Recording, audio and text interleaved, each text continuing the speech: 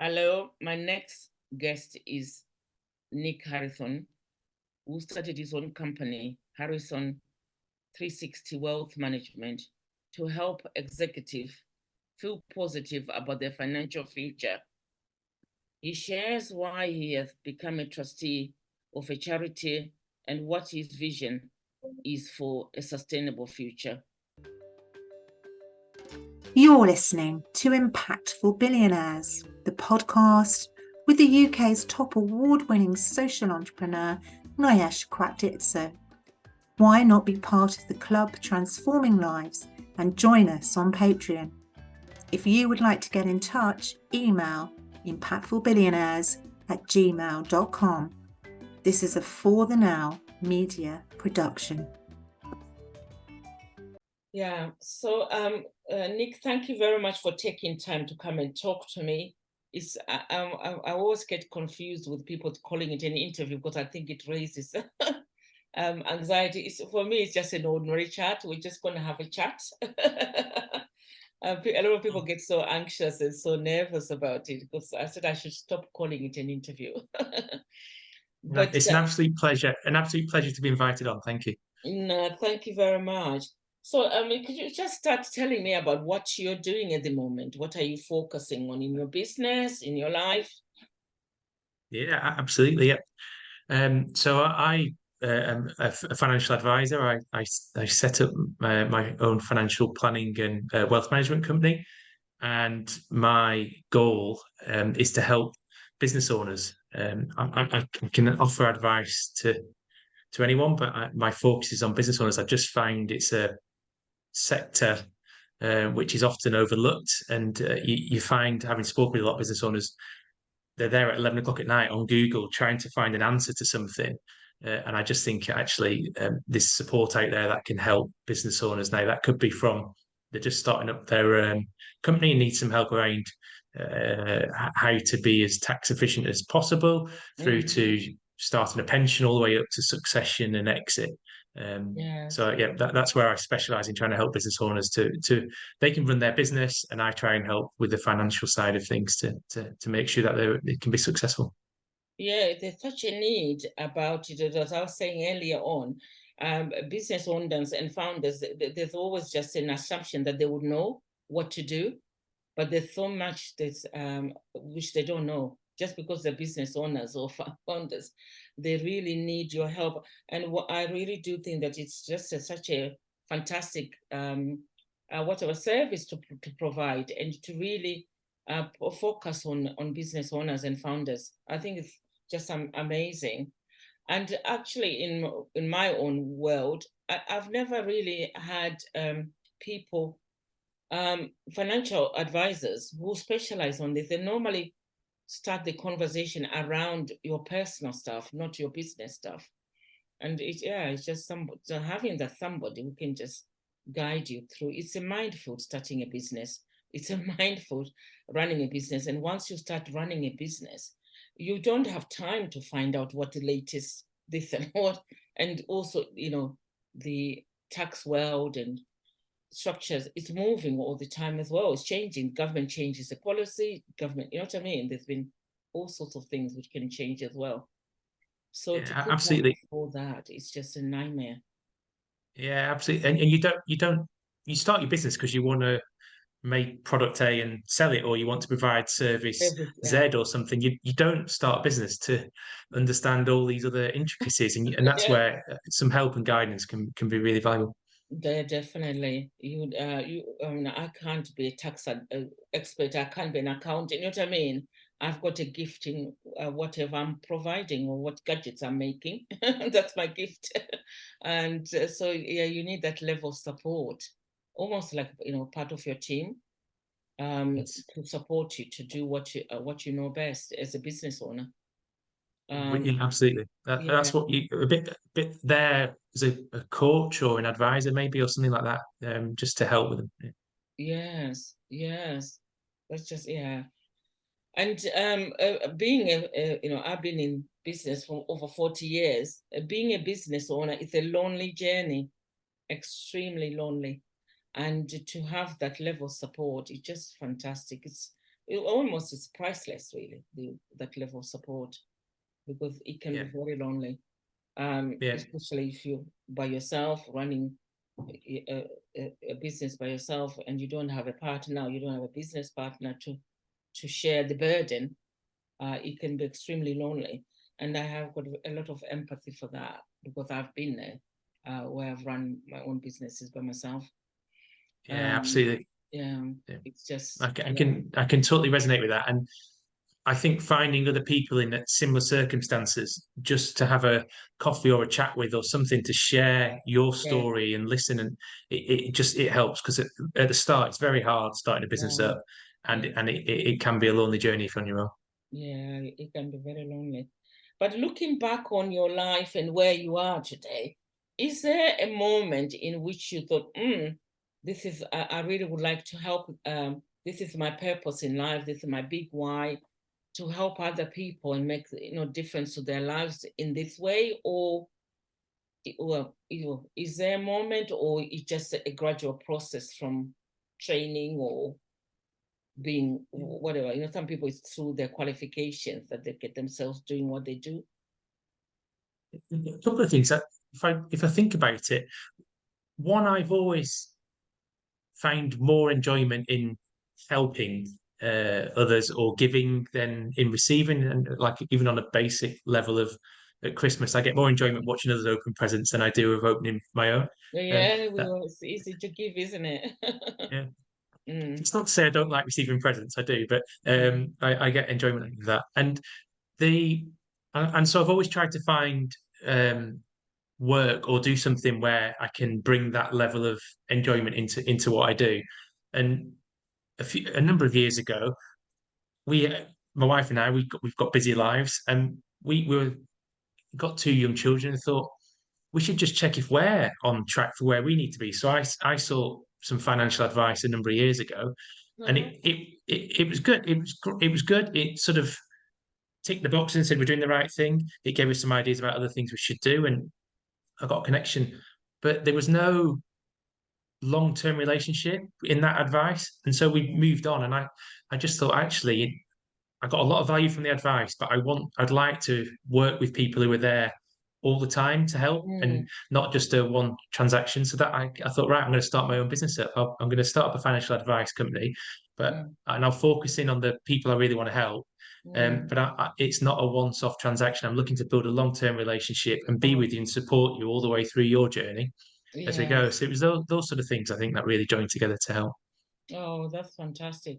Yes, in any, coaching, supporting relationships, it's always about building long-term relationships, not, one transactional thing on that day.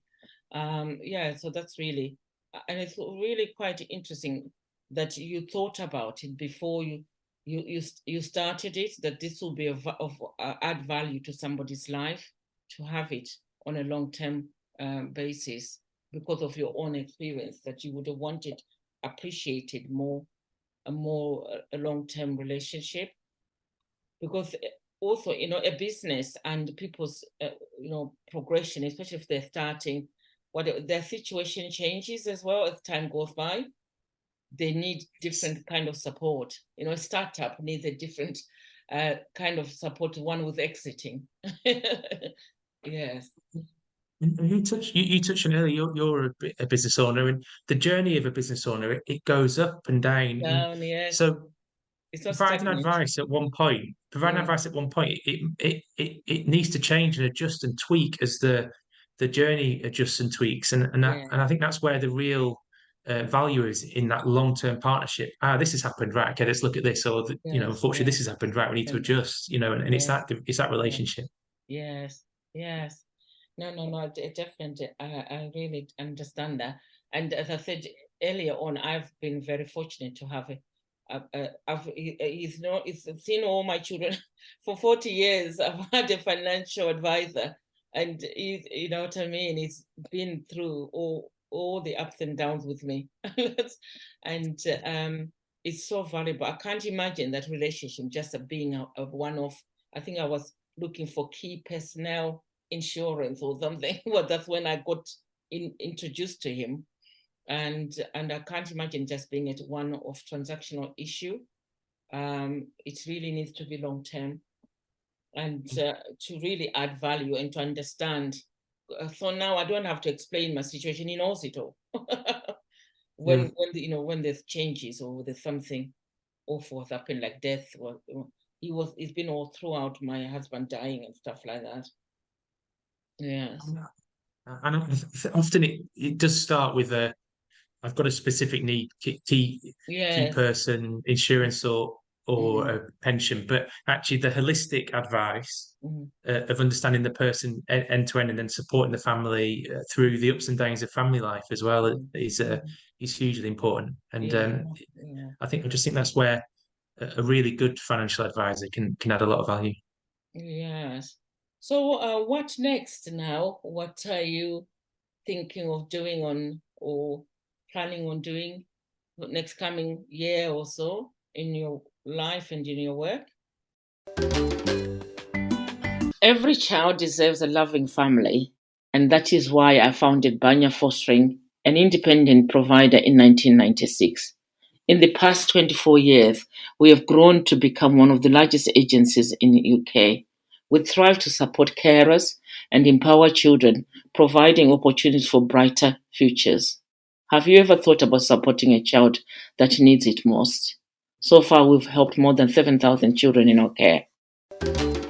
Well, I've launched a podcast series. So again, that's called Find, if I may, Finder Finance, and that's around helping business owners. The aim is to invite guests on to talk about themes that are specific to what business owners have got an interest around.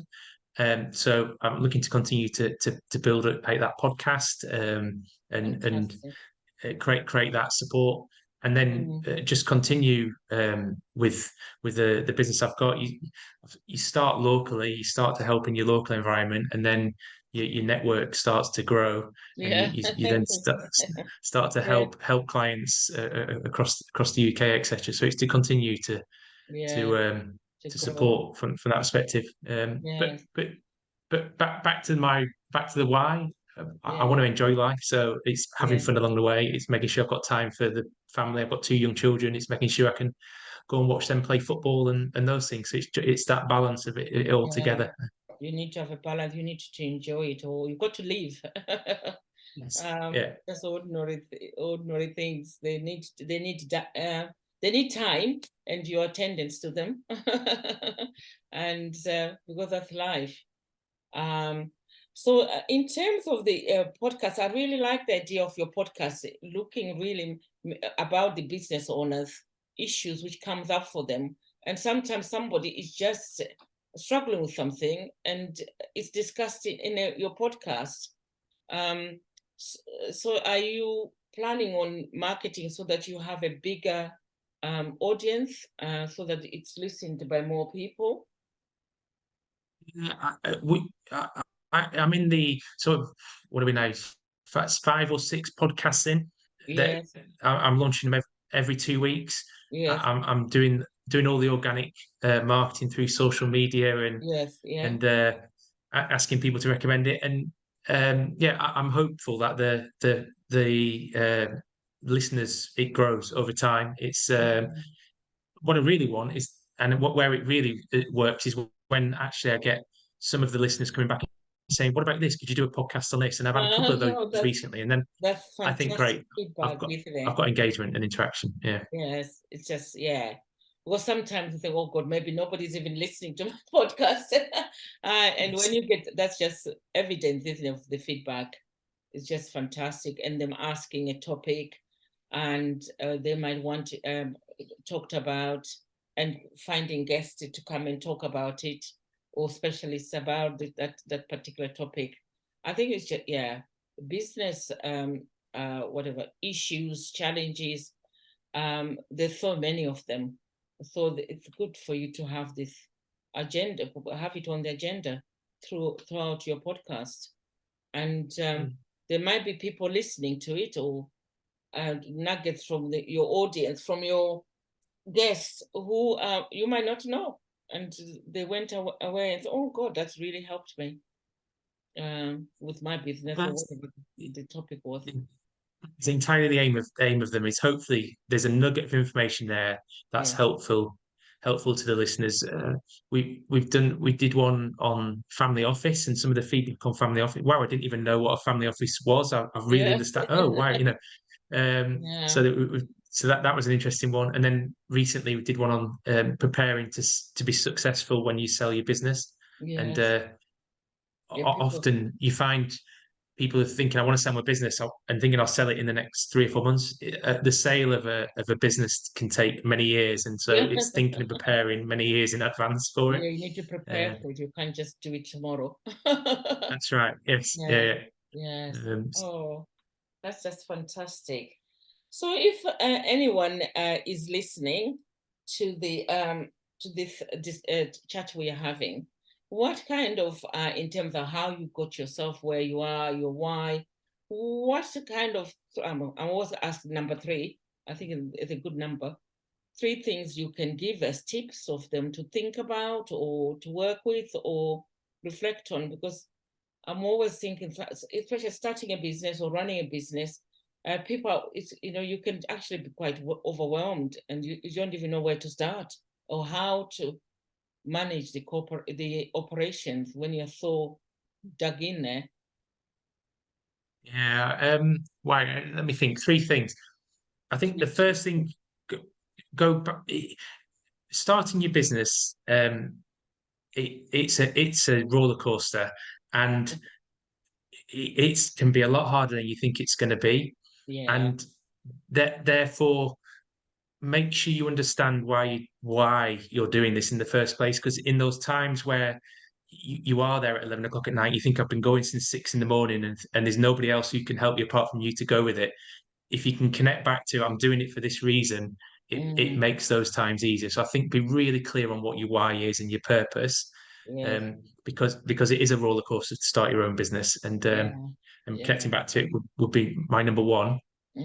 Number two, before you start your business, go and get some soundings. Go and speak to quite a few different people who are going to give you a different perspective, and just ask them, can they see a market for this? Can they see you doing it? What do they think you need to do to be successful in it? And go and get that advice and sounding before you Yes. actually launch your business. The feedback at that point is really crucial. If everyone feeds back, yeah, we can really see it, we can see X, Y, and Z, then actually before you launch, your business has got a chance. There is a market there, there's a niche, and there's an area that you can go to, and the people you've sounded out are potentially people you can go back to once you've started your business and say, hey, I've launched. Yes. You were Yes. interested in this, would you now like to talk to me about it? So I think that's Yeah. Oh, it's good to get feedback, actually. It's so important. yes, At the yeah. beginning, later on, just keep on collecting feedback and tweaking your offering as well from the feedback. Without a doubt, what you start with is probably not what you're going to end up with it Yes. in the end. Yeah. It will be refined on the way. Yes. Yeah. Yes. And then I think third is that support network. And so strengthen your network. Go and find people who are in a similar journey to you. Be local. Go and find people in your local community you can talk to. It may be that actually together you can collaborate and you can do something that's really successful together. But just go and strengthen that network, because having a network around you to take forward what you're trying to do is fantastic. And if you can, number 4 would be seek advice where you need it. Go and ask for help where you need it. Yes. That's another thing which is difficult for us to ask for advice, isn't it? And it's really important to seek advice or to own up that this is not my, that's not my forte. I don't know anything about this. I need somebody to tell me how to do it or what it's even all about. Why do I need to look at my tax thing? You know what I mean? For example, because it's just, especially if you're coming from employment, your tax and everything was done by somebody else. Yes. And you just put the money in the bank. It's sort of magic happened. And having to learn all that. Yeah. Oh, it's just so, yeah, never, yeah. seeking for support and advice is also knowing being aware of what your strengths are. Yes, absolutely. Where do you add value? Yes. Awareness for me is part of the problem solved.